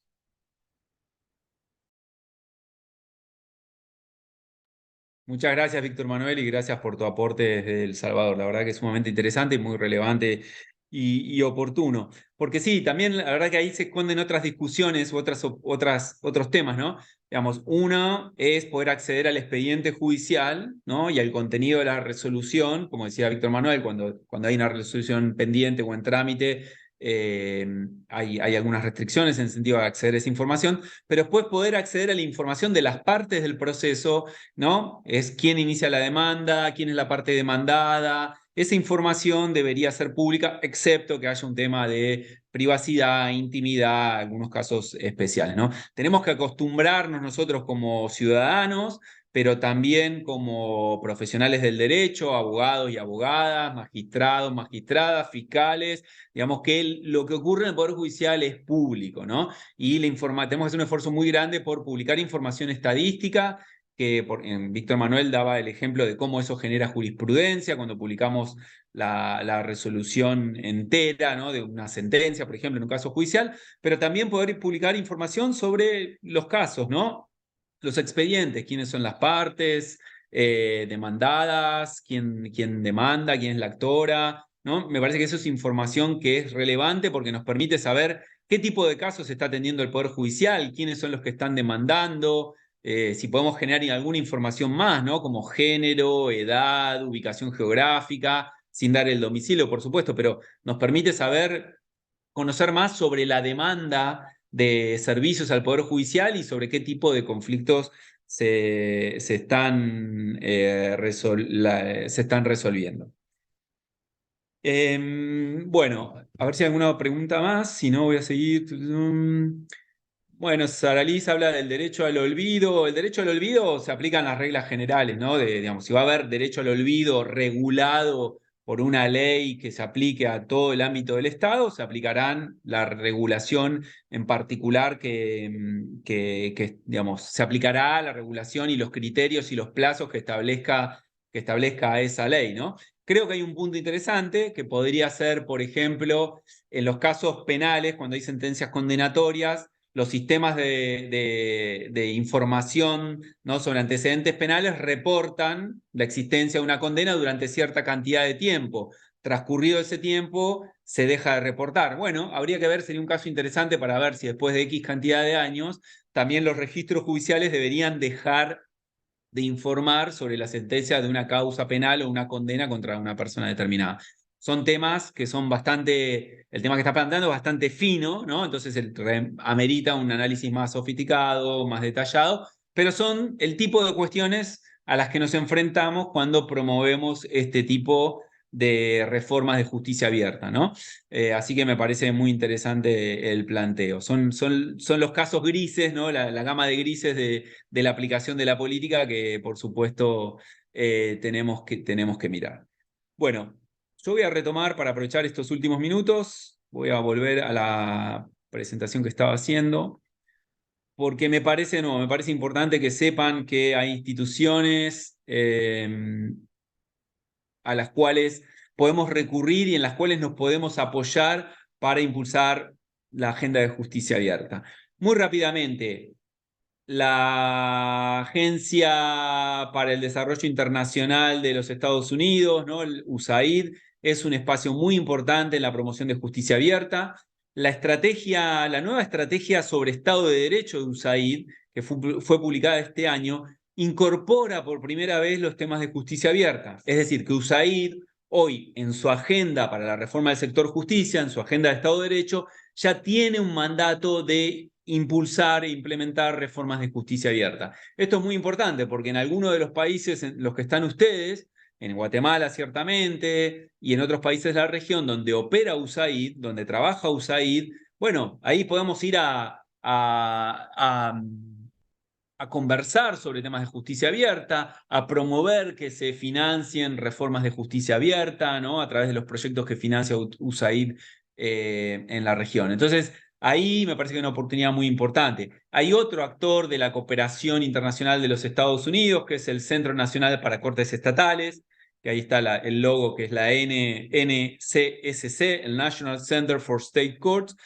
Es un organismo que nuclea a todas las cortes estaduales de los Estados Unidos, o sea, las cortes de cada uno de los estados, pero esa organización que genera conocimiento técnico y le da apoyo a las cortes estaduales también promueve reformas en la región, no solo en América Latina y el Caribe, sino también en otras partes del mundo, y ellos también tienen líneas de trabajo vinculadas con la transparencia, la integridad, la participación ciudadana en los sistemas de justicia. Así que, como vemos, tenemos un conglomerado de aliados y de instituciones que tienen el tema de justicia abierta en su agenda y que nos pueden servir para impulsar nuestras reformas. Por último, entre los organismos internacionales del mundo de Naciones Unidas, el PNUD, como vimos con Nora Lucy, es un actor muy importante. El PNUD tiene, la oficina de Argentina tiene varios informes interesantes, ya les compartimos uno en el chat, pero la oficina regional que está situada en Panamá, desde la cual se despliega toda la estrategia de gobernabilidad para América Latina, también tiene informes y recomendaciones de políticas y policy papers, como se les llaman, donde describe las iniciativas de justicia abierta que se han mapeado en la región, donde identifica algunos temas en América Latina donde las reformas de justicia abierta nos pueden servir para tener sistemas de justicia más inclusivos, más abiertos, más accesibles, y también da cuenta de algunas iniciativas específicas que ha financiado el PNUD. Así que ahí también tenemos un aliado interesante. UNESCO, que como ustedes saben es un organismo del sistema de Naciones Unidas, también trabaja mucho temas de acceso a información en el Poder Judicial, que es un clarísimo tema de justicia abierta, trabaja mucho con operadores judiciales, formando a quienes trabajan en los poderes judiciales, sean jueces, juezas, fiscales, defensores y defensoras públicos, así que ahí también tenemos una línea de trabajo sumamente interesante. Y por último, ya fuera del sistema de Naciones Unidas, me parece importante resaltar el trabajo que hace la OCDE. La OCDE, que es la Organización para la Cooperación y el Desarrollo Económico, es uno de los actores que más trabaja los temas de calidad institucional, que más trabaja los temas de mejora en la gestión pública y desde hace ya muchos años viene impulsando la agenda de gobierno abierto, ¿no? La OCDE, entre otros documentos, el Consejo de la OCDE tiene un documento muy interesante, una recomendación sobre gobierno abierto, y después, si ustedes miran en la página de la OCDE, tiene muchos estudios sectoriales sobre gobierno abierto en distintos países de América Latina, también en otras regiones, pero me parece importante los que están en español, que son sobre países de América Latina, y la OCDE tiene también una serie de documentos temáticos sobre algunos de los pilares de la justicia abierta. Por ejemplo, sobre participación ciudadana en el sector público. Estos documentos sobre participación ciudadana no se enfocan necesariamente en el sector justicia, pero las experiencias, las metodologías, las herramientas que describen se aplican enteramente al Poder Judicial. Entonces, si queremos inspiración para estos temas, alguien en el chat hace un ratito preguntaba esto, ¿no? Cómo promover la participación social en el sistema judicial, sepan que hay herramientas, metodologías y casos de estudio de participación ciudadana en el sector público que fácilmente pueden servir como inspiración o fácilmente podemos adecuarlas para pensarlas o para repensarlas en contextos de las instituciones judiciales. Así que ahí tenemos, como les contaba, en este ecosistema de justicia abierta, tenemos muchas instituciones. Este no es un mapeo exhaustivo, es a título de ejemplo, y pueden encontrar más instituciones. Algunas instituciones que son no gubernamentales, como por ejemplo el World Justice Project, que es un organismo que tiene sede en los Estados Unidos, pero que tiene oficinas en México, por ejemplo, que hace un trabajo fantástico en medir el funcionamiento de los sistemas judiciales, el acceso a la justicia, la transparencia y la corrupción en los poderes judiciales. Y ahí hay muchísima información y muchísimos insumos que nos pueden servir.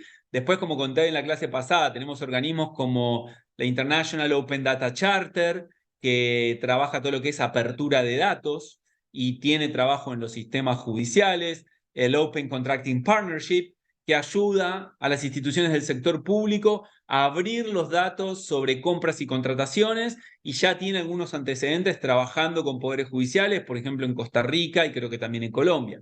Así que la excusa no puede ser nunca no sé a quién recurrir, no sé a dónde ir, no existe la información, porque hay instituciones, sabemos a dónde ir a partir del día de hoy. Hay información que producen estas instituciones y está en sus páginas web o en sus alianzas, en las plataformas que generan para promover estas agendas, y hay know-how, ¿no?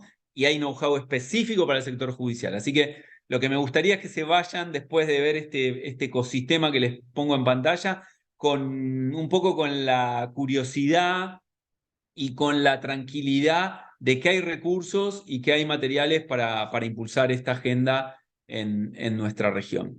Y para ir cerrando, me gustaría dejar 3 desafíos para la justicia abierta. Son 3 desafíos también para los poderes judiciales y para la sociedad civil, para aquellos que estamos trabajando en estos temas. Primero es que, y está muy buena el que hizo, ahora no recuerdo el nombre, quien hizo la pregunta sobre participación social, porque uno de los grandes desafíos que tenemos en materia de justicia abierta es la participación ciudadana. Hemos avanzado mucho en datos abiertos, hemos avanzado mucho en transparencia en general, en tener portales de transparencia, portales que nos den información presupuestaria, de compras y contrataciones, información estadística. Hemos avanzado mucho en iniciativas de rendición de cuentas en el Poder Judicial, pero los temas de participación ciudadana siguen estando a la retaguardia, ¿no? Como les contaba, Costa Rica tiene iniciativas sumamente innovadoras, hay cosas interesantes en materia de planificación estratégica, en Dominicana, en Colombia, hay poderes judiciales que hacen encuestas de opinión, encuestas de satisfacción. Sin embargo, romper con ese patrón cultural, ¿no? del poder judicial o el juez o la jueza en una situación de jerarquía respecto al ciudadano, ¿no? Donde no se habla con el ciudadano sino a través de las sentencias. Me parece que es un paradigma viejo, es un paradigma que tenemos que superarlo, que tenemos que pensar al Poder Judicial como una institución que forma parte del Estado, que tiene las mismas o gran parte de las condiciones de funcionamiento que tienen los otros poderes del Estado, y por ende es muy importante sumar la mirada del ciudadano. Es muy importante sumarlo al momento de diseñar políticas, al momento de hacer un diagnóstico de cuáles son las necesidades de la ciudadanía en materia de justicia, en materia de necesidades legales o necesidades jurídicas insatisfechas. Y es importante saber al final del proceso de administración de justicia, bueno, cuál es la percepción del ciudadano. ¿Está satisfecho con el servicio que recibió? ¿Está satisfecho con la forma en que trabaja el Poder Judicial? ¿Está satisfecho con la forma en que el Poder Judicial se expresa y habla? ¿No? La clase pasada hablamos del lenguaje claro, de que el Poder Judicial hable en un lenguaje que las personas comunes lo podamos entender. Así que ahí tenemos un desafío muy, muy importante. Y siempre digo que siempre hay que mirar. No hay que inventar todo de cero, ¿no? No hay que reinventar la rueda todo el tiempo. Podemos ver qué está pasando en el Poder Ejecutivo, qué está pasando en el Poder Legislativo, qué está pasando en los órganos de control, ¿no? Como las auditorías, las contralorías, qué están haciendo en materia de participación ciudadana, ¿no? Entonces ahí lo que estamos viendo muy sucintamente es que se está pasando de de pensar la participación ciudadana en términos de hacer una consulta para extraer información, a sistemas de interacción mucho más profundos, bidireccionales, ¿no? Que haya múltiples iteraciones donde generen esquemas de colaboración. Ya no pensamos solamente en la consulta, sino pensamos en la colaboración sostenida en el tiempo, ¿no? Entonces, desde el Poder Judicial tenemos que pensar en eso. Hoy Nora Lucy contaba el estudio del juzgado 10, que compartí el link, que muestra cómo un juzgado se propuso hacer reformas de justicia abierta pensando en su experiencia propia, ¿no? ¿Cuál era su experiencia con el ciudadano, con el justiciable, con el usuario, ¿no? ¿Cuál era su experiencia con la ciudadanía que le pedía información? Y a partir de eso, de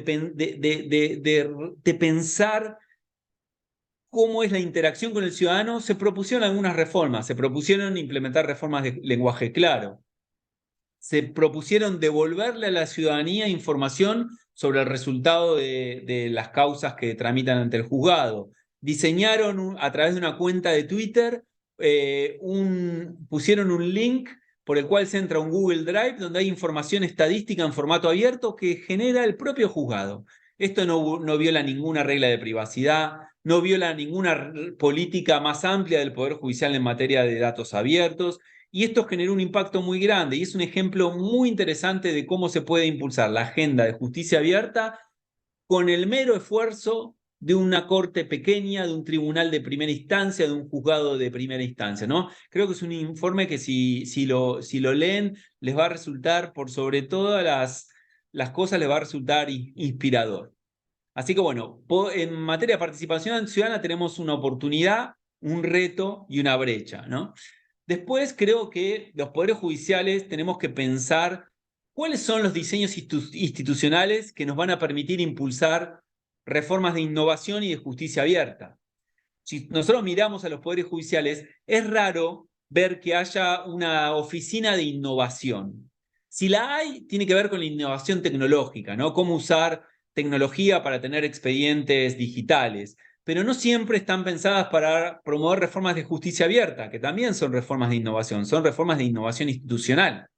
Entonces tenemos que pensar, aquellos que trabajan, de ustedes que trabajan en una Corte Suprema o en el Consejo de la Judicatura, bueno, tenemos que dar esta discusión. Bueno, como poderes judiciales, como consejos de la Judicatura, ¿con qué herramientas, con qué diseño institucional vamos a promover la innovación?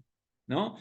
Necesitamos un presupuesto para esto, necesitamos un responsable, una persona, necesitamos una oficina, necesitamos un plan de innovación, un plan de justicia abierta. Creo que es muy importante que demos esta discusión, porque de lo contrario nos va a costar mucho acelerar la agenda de justicia abierta.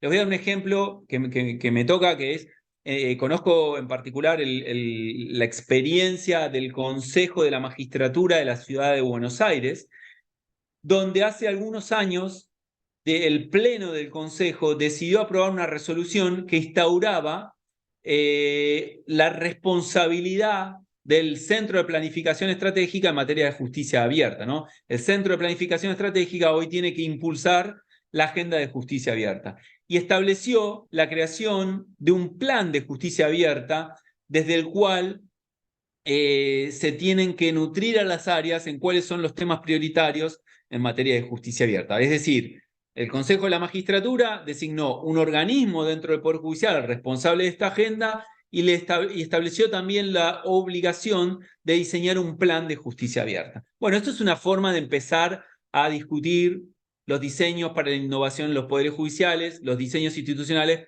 para la promoción de reformas de justicia abierta. Esto es aplicable tanto para un poder judicial nacional como para un poder judicial provincial o estadual, como le llamen en cada uno de sus países, ¿no? Tenemos que empezar a trabajar estos temas.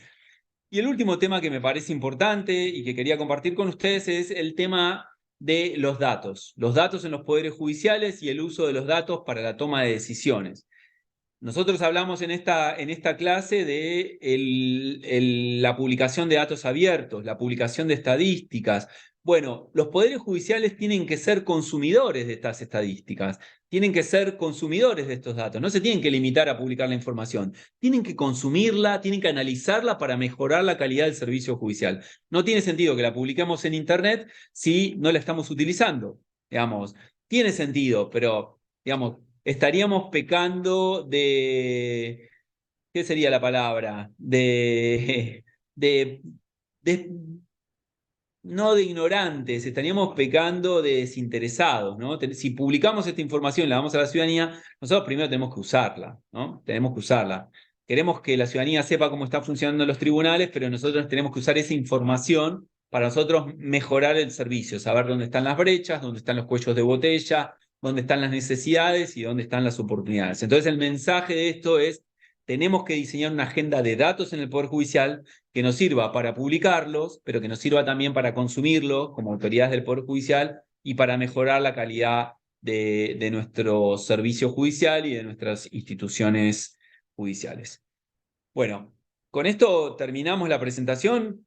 Les quiero preguntar si tienen algún comentario, alguna reflexión, alguna consulta. Pueden ponerlo en el chat, pueden levantar la mano.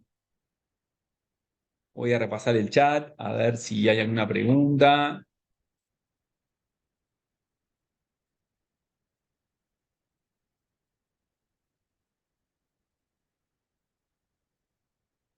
Hay una pregunta de Sara Liz que es muy buena, pero es un poco específica para los temas que estoy dando yo. Déjame que la relea, pero si hay alguna otra pregunta, si la van haciendo en el chat.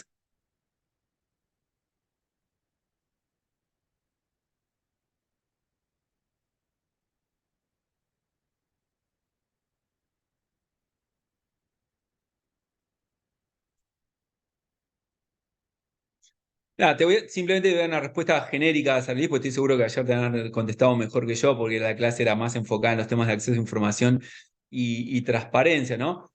Tu pregunta, al menos desde mi área de conocimiento, me hace pensar en esto que les contaba hace un rato, ¿no? Que los poderes judiciales tienen que tener mecanismos para garantizar el ejercicio al acceso a la información pública. Entonces, si una persona cree o sabe que hay una investigación judicial vinculada a su persona, debería tener la institucionalidad que exigen las leyes y los estándares de acceso a información pública para poder pedirle al Poder Judicial que le brinde esa información.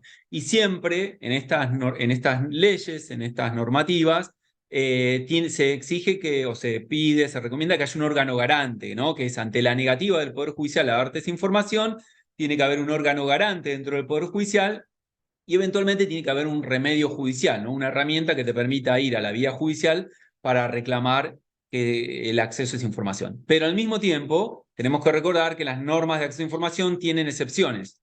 Y hay excepciones taxativas, que generalmente son pocas, son taxativas, tienen que estar claramente demarcadas, y en algunos casos puede ser que la denegatoria de dar la información recaiga en algunas de estas excepciones que traen las leyes.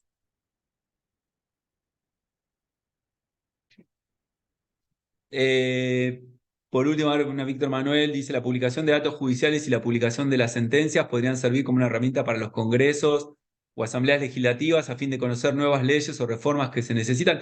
Sí, claro, la publicación, lo mejor que tiene la publicación de información es que sus beneficios, hay algunos que son obvios y evidentes y hay muchísimos que son impensados. Entonces, la publicación de información estadística, la cantidad de sentencias que se dictan, la carga procesal de un poder judicial puede ser utilizada por la Asamblea, por ejemplo, para determinar que hace falta darle más presupuesto, porque la carga procesal ha crecido a lo largo del tiempo. Entonces puede ser una herramienta que el Poder Judicial use para justificar la demanda de más presupuesto para el Poder Judicial. Puede ser una herramienta para demandar que se creen nuevos tribunales en algunas zonas geográficas donde de repente o por múltiples razones puede haber mayor conflictividad o pueden haber focos de conflictividad que ameriten que haya presencia judicial formal a través de un tribunal de primera instancia o de lo que sea, ¿no? Entonces me parece que es interesante pensar el potencial inesperado que tiene la publicación de información. No conozco casos de que la publicación de información estadística de gestión judicial haya generado problemas, ¿no? Salvo, bueno, si estamos en un contexto, en un sistema político que tiene graves problemas de Estado de Derecho, donde a veces se ataca al Poder Judicial, digo, ahí, pero tiene que ver más con una anomalía que con un patrón, ¿no? Lo que vemos en los países que están avanzando con reformas de justicia abierta, y hay muchos ejemplos en la región, se publican las estadísticas judiciales en pleno, desagregadas, en todos los fueros, en todas las instancias, en todos los aspectos del funcionamiento del Poder Judicial.